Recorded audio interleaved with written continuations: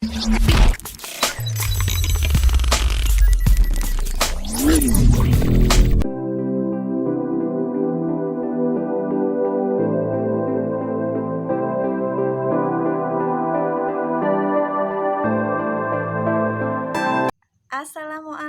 warahmatullahi wabarakatuh. Ketemu lagi dengan saya Vanessa Nur Afieni. Gimana kabar kalian hari ini teman-teman? Semoga kalian tetap sehat, tetap semangat. Pokoknya semangat ya. Hari ini saya akan bahas apa ya kira-kira? Hari ini apakah saya akan membahas tentang akuntansi? Pokoknya simak saja video saya. Jangan lupa di like, komen, dan subscribe. Nah, untuk teman-teman yang sedang menjalani belajar dari rumah, tetap semangat, tetap melakukan belajar. Untuk teman-teman yang sedang bekerja dari rumah, juga lakukan pekerjaan itu sebaik mungkin, tetap semangat. Pokoknya untuk semuanya tetap semangat, berdoa saja semoga Allah segera menghapus dengan ujian-ujian ini, atau semoga virus corona ini segera hilang dan kita semua bisa melakukan pekerjaan seperti biasanya, bisa melakukan aktivitas seperti biasanya. Pokoknya tetap sabar, tetap semangat. Jangan lupa tetap berdoa, ikuti aturan pemerintah untuk stay at home ya. Selamat menjalankan ibadah puasa bagi yang melaksanakan ibadah puasa. Tetap semangat, stay at home. Oke, nah kali ini saya akan bahas tentang pembatasan internet yang dilakukan oleh pemerintah. Nah, kenapa sih pemerintah melakukan peraturan untuk pembatasan internet? Simak video ini. Tidak suka, tapi ini kan juga kepentingan nasional dan sudah dibahas bersama dengan aparat penegak hukum. Concernnya adalah bagaimana kejadian-kejadian yang di Papua, kan itu juga tidak seluruh Papua, hanya beberapa kota tertentu ya, pertama dari Manokwari, terus ke Jayapura, pindah ke Sorong, pindah ke Pakpak. Nah, ini di perjalanannya ini yang terjadi. Jadi dilakukan awalnya sebetulnya cuma dilakukan throttling, tapi sekarang datanya tidak berfungsi. Hanya masih bisa berkomunikasi orang menggunakan bertelepon voice maupun SMS. Jadi tidak semua ditutup ya. Indonesia tidak represif lah seperti negara lain. Kalau negara lain kan binary itu ada atau tidak ada, kita masih ada, voice masih bisa. Teman-teman juga berkoordinasi dengan mitranya yang di sana, masih bisa teleponan, report dari televisi segala rupa kan masih jalan juga melalui telepon liputan dari setempat ya.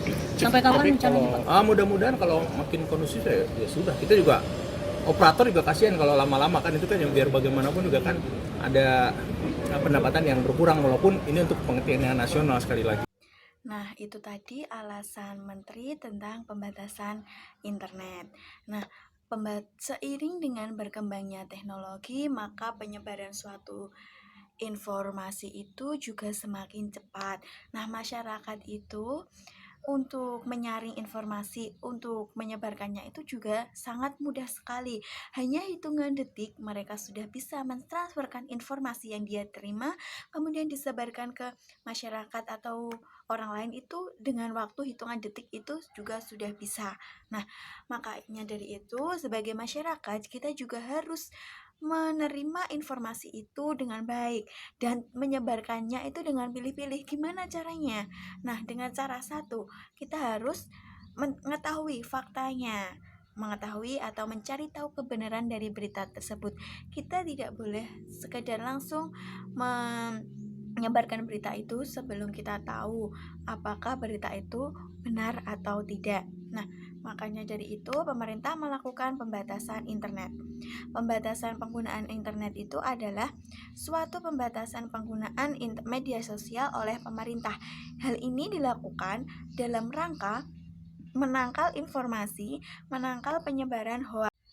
Suatu keputusan atau suatu aturan atau kebijakan itu dibuat, pasti ada yang setuju dan ada yang tidak, menimbulkan pro dan kontra. Nah, Yang pertama ini adalah menurut Bapak Jokowi, presiden kita. Menurut beliau, pembatasan internet ini baik untuk dilakukan. Internet ini kenapa? Hal ini juga untuk kepentingan bersama. Pembatasan internet ini itu juga dilakukan untuk kepentingan nasional. Untuk apa? Agar pertengkaran tersebut itu bisa terurai atau terselesaikan. Nah, itu menurut Bapak Jokowi ini nggak apa-apa, ini baik. Tetapi dengan jangka waktu yang tidak panjang juga, ada jangka waktunya sendiri. Yang kedua, dari Wapres kita Bapak Yusuf Kala, menurut sumber yang saya baca, menurut Bapak Yusuf Kala ini juga juga baik untuk kepentingan nasional, demi kepentingan nasional, agar kerusuhan itu terurai. Loh, kenapa sih dengan pembatasan internet kok kerusuhan itu bisa terurai? Nah, dengan pembatasan internet masyarakat itu kan tidak saling menyebarkan berita itu belum tentu kebenarannya bagaimana, belum tentu berita itu benar, tetapi tetapi masyarakat ini tidak bisa menyaringnya, tidak bisa mencari tahu mana yang, maksudnya belum bisa mencerna mana informasi yang benar dan mana informasi yang salah. Nah, dari itu pemerintah mencegahnya dengan cara apa? Yang pertama itu dengan cara pembatasan internet. Jika terjadi pembatasan internet, berarti kan masyarakat itu juga untuk bertukar informasinya itu juga tidak seenak biasanya. Nah, jadi dilakukanlah itu agar tidak ada pihak-pihak provokator. Yang ketiga, menurut Polri ini pembatasan akses internet ini juga harus dilakukan. Karena apa? Jika tidak dilakukan, maka kerusuhan yang terjadi di Papua ini akan semakin parah atau semakin besar. Nah, sehingga Polri sudah melakukan identifikasi mana akun-akun yang melakukan provokatif yang dapat memperkuat atau memperbesar kerusuhan itu. Yang keempat, ada menurut ombudsman ini ombudsman ini mendapatkan komplain atau mendapatkan komentar dari masyarakat Papua sendiri tentang tentang dampak atas pembatasan internet sendiri. Kita tahu bahwa setiap satu kebijakan atau suatu kebijakan itu dibuat, maka akan berpengaruh atau akan memberikan dampak kepada masyarakat atau yang mengikuti kebijakan tersebut. Nah, ombudsman ini sering mendapatkan komentar dari masyarakat Papua bahwa pembatasan internet ini berdampak pada kegiatan sosial, ekonomi dan kegiatan manapun berbagai bidang di masyarakat Papua. Maka ombudsman berharap agar pemerintah atau Menkominfo itu mengevaluasi atas kebijakan yang diberikan kepada masyarakat itu, agar kegiatan di wilayah tersebut itu dapat kembali seperti keadaan terdapat kegiatan di daerah tersebut dapat kembali seperti semula. Yang kelima, menurut Direktur Eksekutif South Asia Freedom of Expression Network atau SafeNet, Damar Juniarto menilai dasar hukum untuk membatasi penggunaan akses internet ini lemah. Maka diharapkan agar pemerintah ini menilai kebijakan itu, mengevaluasi kebijakan itu apakah dan dipikirkan dampaknya bagaimana, dan kemudian untuk memikirkan orang lain, untuk memikirkan bagaimana fungsinya terhadap orang lain. Nah, itu beberapa pro dan kontra tentang pembatasan akses di internet. Selain kejadian yang ada di Papua tersebut, beberapa bulan yang lalu kita sering mendengarkan berita bahwa terjadi kerusuhan juga, dan pemerintah itu melaksanakan atau membuat kebijakan lagi, yaitu kebijakan pembatasan internet. Nah, kemudian kejadiannya itu apa sih? Seperti kita ketahui, beberapa bulan yang lalu itu ada kegiatan Pilpres. Nah, KPU ini telah mengumumkan hasil dari Pilpres tersebut. Nah, hasil sebenarnya sih kegiatan pemilunya itu secara damai sudah teratur, tapi ada pihak-pihak provokatif yang memprovokasi tentang tentang keputusan atau hasil dari KPU tersebut, dan itulah yang menyebabkan kerusuhan-kerusuhan lagi. Jadi pemerintah atau Polri sudah mendapatkan atau menangkap orang-orang yang terduga atau diduga itu melakukan tindakan provokatif melalui media sosial.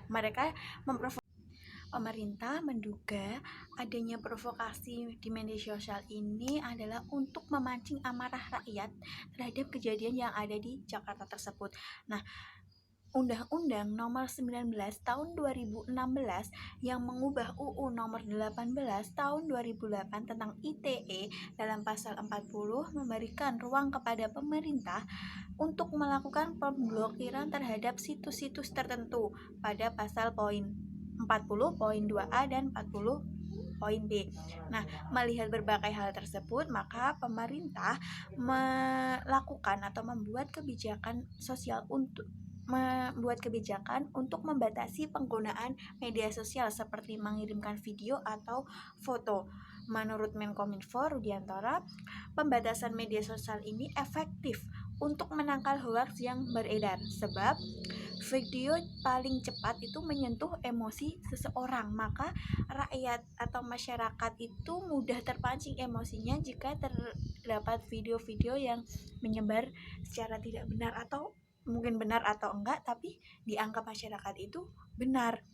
Nah, dengan pembatasan ini, kebijakan ini tentunya menimbulkan berbagai dampak pada kehidupan. Nah, kita tahu sendiri bahwa era sekarang ini apa-apa itu sudah menggunakan internet atau media sosial. Maka bagaimana internet itu dibatasi? Bagaimana kehidupannya kalau internet itu dibatasi? Nah, berbagai dampak yang ditimbulkan dari pembatasan internet tersebut antara lain. Yang pertama itu adalah di bidang ekonomi. Kenapa di bidang ekonomi? Kita tahu sendiri bahwa sekarang orang jualan itu melalui internet atau melalui media sosial. Ini termasuk e-commerce. Nah, inilah salah satu dampak terhadap pembatasan internet terhadap bidang ekonomi itu adalah kegiatan jual beli atau promosi di bidang ekonomi atau dagangan online ini semakin mengecil atau semakin turun, sehingga omsetnya juga akan turun. Jadi masyarakat kalau ingin membeli ini juga tidak bisa karena terbatasnya penggunaan internet. Kemudian dampak kedua ini juga selain di bidang ekonomi, masih di bidang ekonomi, tetapi berbeda pada pihak penyedia layanan jasa internet ini juga terkena dampak dari pembatasan penggunaan internet tersebut. Karena apa? Omset mereka itu menurun karena para pengguna internet ini juga menurun, sehingga omset dari penyedia jasa layanan internet ini juga menurun. Selain dari dampak bidang ekonomi dan komunikasi tadi, ada satu dampak lagi, yaitu dari administrasi publik tersebut. Kenapa sih administrasi publik juga terpengaruh? Contohnya adalah dari pembuatan EKTP atau KTP elektronik. Nah, ini juga ikut terdampak karena mereka itu sulit mengirimkan data-data dari pembuatan EKTP tersebut, padahal setiap penggunaan EKTP oleh pemerintah, sehingga mereka kesulitan untuk mengirimkan data, padahal data itu biasanya dikirimkan lewat internet. Dengan adanya pembatasan ini, maka kegiatan untuk pembuatan EKTP ini juga akan semakin menurun. Itu beberapa dampak dari pembatasan penggunaan layanan internet. Beberapa tanggapan juga muncul atau ada terkait dengan kebijakan tersebut. Yang pertama itu adalah menurut South Asia Freedom of Expression Network atau SafeNet, langkah pemerintah membatasi akses internet merupakan bentuk internet throttling atau pencekikan akses internet yang berpotensi menjadi presiden buruk dalam menjamin kebebasan berekspresi. Sedangkan menurut SafeNet, pemerintah itu perlu mencari langkah alternatif sehingga dapat mencegah pemberlakuan pembatasan internet. Selanjutnya, tanggapan dari pengamat kebijakan publik Trubus Rahadiansah, pembatasan akses media sosial itu dapat disetujui dengan catatan hanya berlaku 2-3 hari saja. Akan tetapi, menurutnya pembatasan penggunaan media sosial ini melanggar Undang-Undang Nomor 14 Tahun 2008 tentang Keterbukaan Informasi Publik (UU KIP) yang mengatur bahwa masyarakat itu berhak itu tadi beberapa penjelasan atau pembahasan dari saya tentang pembatasan atau tentang pro kontra pembatasan penggunaan internet. Nah, sekian dari saya. Apabila ada kesalahan, mohon dimaafkan. Terima kasih telah perhatikan.